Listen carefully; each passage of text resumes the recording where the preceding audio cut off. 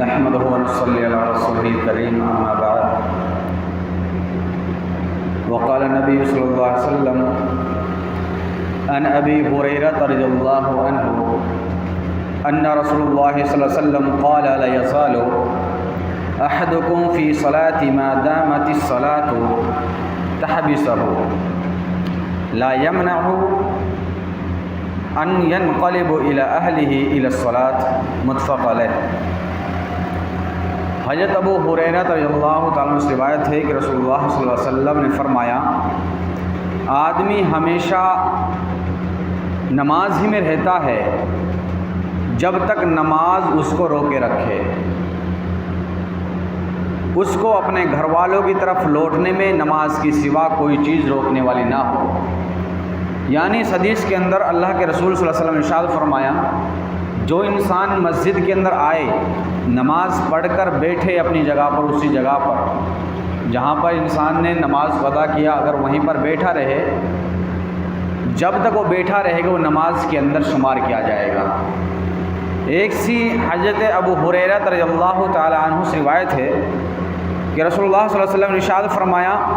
فرشتے تمہارے اس آدمی کے حق میں دعا کرتے رہتے ہیں جب تک آدمی اس جگہ پر بیٹھا رہے جہاں پر اس نے نماز ادا کی ہے، اور اس کے لیے فرشتے دعا کرتے ہیں کہ الہ العالمین تو اس کی مغفرت فرما، الہ العالمین تو اس پر رحم فرما۔ یہ نماز پڑھ کر کے اپنی جگہ پر بیٹھے رہنے کی کتنی بڑی فضیلت ہے کہ اس کے حق میں فرشتے دعا کرتے ہیں۔ دوسری فضیلت کہ جب تک وہ انسان وہاں پر بیٹھا رہے گا وہ نمازی کی حالت میں شمار کیا جائے گا۔ ایک حدیث حضرت انس بن مالک رضی اللہ تعالیٰ سے روایت ہے کہ رسول اللہ صلی اللہ علیہ وسلم نے ایک رات عشاء کی نماز کو آدھی رات کے لیے مؤخر کر دیا، کہا کہ آج کے عشاء کی نماز کو ہم آدھی رات میں ادا کریں گے۔ تو کچھ صحابہ تھے جو عشاء کی نماز کو جلدی سے پڑھ کر سو گئے۔ حضرت انس کہتے ہیں کہ کچھ صحابہ اکرام جو ہے بیٹھے رہے اللہ کے رسول صلی اللہ علیہ وسلم کے انتظار میں کہ آدھی رات میں آئیں گے، نماز پڑھائیں گے۔ اللہ کے رسول صلی اللہ علیہ وسلم آدھی رات آئے اور نماز ادا کرائی، اور نماز ادا کرانے کے بعد اللہ کے رسول صلی اللہ علیہ وسلم نے صحاباؤں کی طرف منہ کیا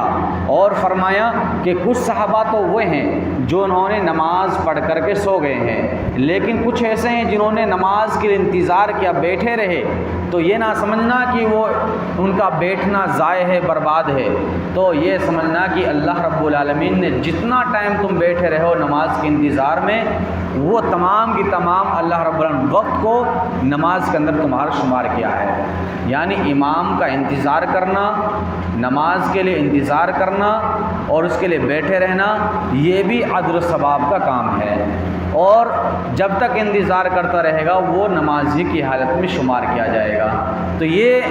ان احادیثوں سے معلوم چلتا ہے کہ نماز کا انتظار کرنے کی کتنی بڑی فضیلت ہے۔ پہلی فضیلت اللہ کے رسول نے فرمایا کہ انسان اگر جاتا ہے مسجد میں اور وہاں پر بیٹھا رہے تو وہ نماز کے اندر شمار کیا جاتا ہے، اور نماز پڑھ کر کے اپنی جگہ پر بیٹھا رہے تو فرشتے اس کے لیے دعا کرتے ہیں کہ الہ العالمین تو اس کی مغفرت فرما، الہ العالمین تو اس پر رحم فرما۔ اور تیسری فضیلت یہ ہے کہ اگر امام کا انتظار کیا جائے یا